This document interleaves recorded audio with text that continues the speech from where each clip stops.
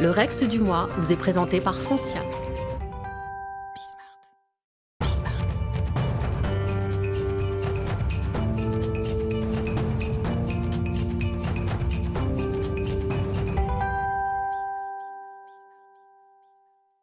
Le Rex du mois avec Frédéric Fougeral, directeur de la communication et RSE du groupe Foncia. Nous, on est fiers chez Smart Job d'avoir accueilli chaque mois Frédéric Fougeral, parce que Frédéric, on va voir d'ailleurs ce classement.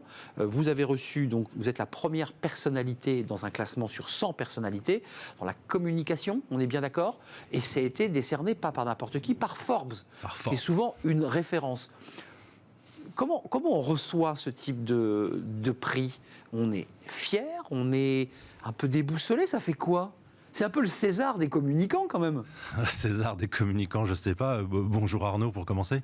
Oui, on est fiers, on est content. On pense à la valeur que ça représente.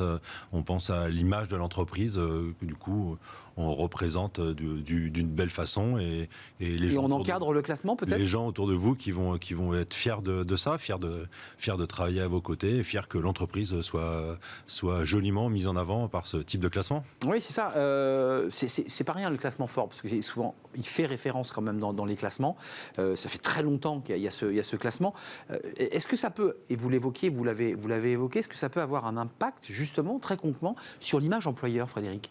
Alors, j'ai envie de dire oui et non, mais vous allez me dire que je commence souvent mes réponses par oui et non. Vous allez descendre dans le classement si vous continuez. de façon générale, les prix, quand une entreprise ou le collaborateur d'une entreprise reçoit un prix, ça peut avoir un effet bénéfique pour l'image de l'entreprise, à la condition que le prix ait une forme de crédibilité. Donc ça dépend du prix, ça dépend de qui vous le remet, ça dépend aussi un peu de sa médiatisation. Mais si c'est un organisme sérieux, s'il y a aussi une méthodologie, une transparence sur la façon dont est adressé le prix, parce que si c'est un prix un peu fait du prince, t'es un copain, je te fais un prix, du coup, c'est ridicule. Forbes, c'est sérieux. Alors Forbes, évidemment, quand on dit Forbes, tout de suite ça calme, oui, effectivement. Et en l'occurrence, il y a une méthodologie transparente et un peu complexe, assez complexe et très claire, qui a été partagée pour présenter les résultats de ces classements partagés par Forbes il y a une semaine ou deux. Quelques petites explications, parce que très sincèrement, moi j'ai pas reçu de prix par Forbes, enfin je vais me battre pour essayer d'avoir quelque chose, mais comment on va chercher le prix, comment ça se passe, comment les choses s'organisent, et puis même la méthodologie, parce que quelque part vous êtes devenu à travers ce prix l'ambassadeur du groupe, au-delà de votre titre de directeur de la communication et de la RSE. Vous avez écrit des livres, on en a parlé. Il y a une forme d'ambassade dans cette action aussi. Alors déjà, il y a deux façons de recevoir un prix. Il y a le fait de postuler pour un prix, d'envoyer une candidature. Il y a un véritable, en France, comme partout dans le monde d'ailleurs, il y a un véritable business du prix. Oui. C'est pour certains médias d'ailleurs, c'est une source de revenus importante. Donc il y a un business du prix où on invite des gens à postuler, à déposer leur candidature, moyennant un certain budget. Après, on peut revenir sur la valeur ou pas. C'est pas parce que le prix la candidature est payante que le prix n'a pas de valeur. J'ai des exemples qui prouvent bien le contraire. Ouais. Et puis il y a aussi les récompenses ou les prix qui ne font pas appel à des candidatures. En l'occurrence, c'est le cas de Forbes. Forbes ne vous demande rien, ne vous demande pas de postuler. Et c'est eux, d'ailleurs, pour les Big Boss. Les Big Boss, c'est un think tank qui réunit des décideurs et c'est un entremetteur de décideurs.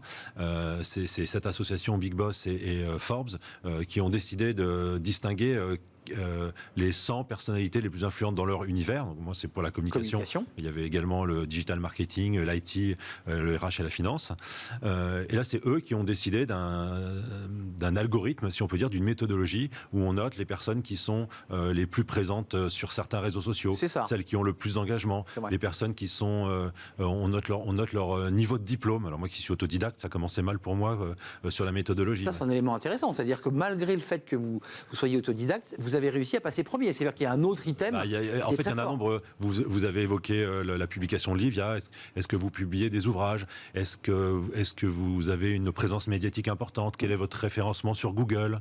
Donc voilà, j'en oublie, mais il y a un certain nombre de catégories comme celle-ci qui font qu'à la fin, ça donne une note et ça permet d'établir un classement. C'est la méthodologie qui a été choisie par Forbes et qui est assez... J'ai envie de dire qu'elle est assez honnête, évidemment, elle m'est favorable. Alors je la trouve plutôt honnête, mais il y avait quand même plusieurs critères qui m'étaient très défavorables. Est-ce que vous êtes présent dans des agences de conférenciers, par exemple? Je ne le suis pas. Donc là, j'avais 0 sur cette partie-là. Vous avez cartonné sur d'autres items, notamment votre présence sur Internet, sur le fait que vous communiquez beaucoup. Et ma présence sur Bismart. D'ailleurs, je n'osais pas vous le dire, finalement, on est un petit peu pour quelque chose dans ce prix Forbes. Ça y participe. Évidemment, vos présences mensuelles sur notre plateau, c'est un vrai plaisir. Vous l'avez dit, une fois, bien sûr, vous n'êtes pas informé de cet algorithme et de l'enquête, entre guillemets, qui est menée sur vous. Tout ça vous échappe. C'est seulement le jour du prix que vous alors, un petit peu avant quand même. C'est un tout petit peu organisé. C'est un peu avant le jour du prix où je pense que les 5-10 personnes les plus hautes placées dans le classement sont approchées, et notamment pour s'assurer qu'éventuellement elles vont être présentes pour pas qu'on remette le prix dans une salle de 500 personnes. C'est ça. Et qu'il n'y ait personne qui monte sur la scène. Vous voyez que je n'étais pas loin des Césars, donc vous avez été appelé donc, par un modérateur, un animateur, et puis votre nom a retenti comme la première personnalité. Vous montez les marches. Alors on vous dit pas que vous êtes le premier, non. Mais si on vous invite, c'est que vous avez un prix. Voilà, on vous laisse comprendre que ça serait quand même bien que vous soyez là. Vous avez votre patron, qui est d'ailleurs venu sur notre plateau, le patron du groupe Francia. Vous avez des équipes et vous êtes sur scène. Qu'est-ce que vous avez dit? Qu'est-ce qu'on dit dans ces moments-là? Alors en fait, on m'a demandé ce que représentait pour moi l'influence. Puisqu'il s'agissait de prix où on vous présente comme un influenceur, ce que je ne ressens pas être. Je n'ai pas le sentiment d'être un influenceur. Je comprends bien que je compte dans notre profession, enfin que ma voix, votre parole est écoutée. Voilà, que ma parole peut être écoutée. Je n'ai pas le sentiment d'être un leader d'opinion qui ait permis de faire bouger des lignes. Donc je ne me sens pas influenceur, et j'ai expliqué que pour moi l'influence, qui n'avait rien de nouveau d'ailleurs, j'ai utilisé le terme leader d'opinion. Avant on parlait de leader d'opinion, des journalistes, des scientifiques. C'est Internet qui a donné le mot influenceur. Voilà, c'est le mot moderne, mais pour une fonction qui existe déjà. Et je pense qu'aujourd'hui, avec les moyens de communication qui existent et qui permettent à tout le monde finalement d'exister médiatiquement, alors on peut être influenceur, c'est seulement sur un ou deux sujets à un moment donné auprès d'une communauté donnée. Et j'expliquais que par exemple dans la salle, il y avait peut-être des gens qui avaient 5 ou 10 millions de followers sur un compte et qu'on ne connaissait pas forcément parce qu'on n'était pas du tout la cible de leurs actions. Oui, donc il faut savoir... une forme de modestie dans ce que vous dites là. Pas de modestie, non. Il faut relativiser. Voilà, il faut relativiser et être raisonnable. Il ne faut pas s'imaginer que tout d'un coup, on est la personne la plus importante du pays.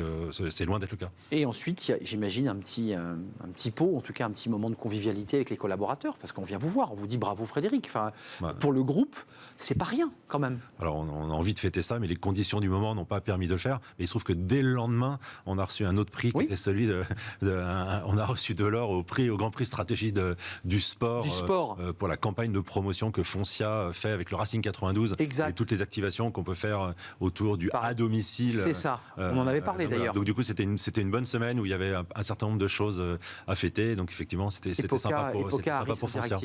C'est ça. Alors non, ça c'était le Grand Prix stratégie du sport. Et Epoca, c'est 2 prix qu'on a reçus de 2 années consécutives. Donc cette année et l'an dernier, où Epoca et avec Harris Interactive ont déterminé les entreprises qui avaient la communication la plus crédible. Et on a eu la chance d'être à 2 reprises sur le podium. Et vous les rangez où tous ces prix dans l'armoire Foncia? Enfin, il n'y a plus de place, quoi. Si, il y a de la place. Il y a toujours de la place. En tout cas, quand même, pour résumer, vous en faites quoi maintenant de ce prix? D'ailleurs, ça ressemble à quoi le prix Forbes? C'est quoi? C'est un anneau de verre avec une pastille rouge au milieu.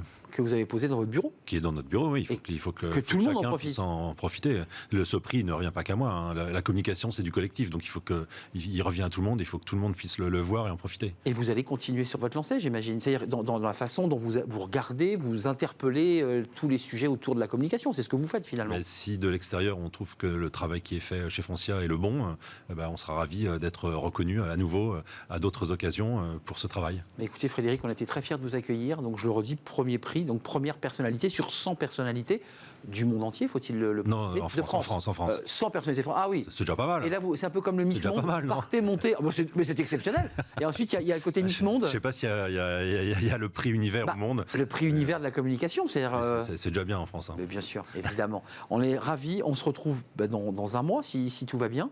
Exactement. Vous ne pourrez pas nous apporter le prix, évidemment, sur le plateau, parce qu'on aurait bien aimé voir à quoi ressemblait ce prix. C'était un vrai plaisir, Frédéric Fougera, de vous accueillir, directeur de la communication et de la RSE au sein du groupe Foncia et en quelque sorte l'ambassadeur de ce groupe à travers vos actions et vos prises de parole. Merci, on fait une toute petite pause et on va s'intéresser à la génération Z. Tiens, ce sont les jeunes, on essaie de les recruter, on essaie de les attirer, mais ils n'ont pas tout à fait peut-être le même rapport au travail que leurs aînés. On va en parler évidemment avec des experts, mais aussi avec le vice-président en charge des ressources humaines chez McDo France, le plus gros employeur chez les jeunes. On fait le point avec eux juste après cette pause.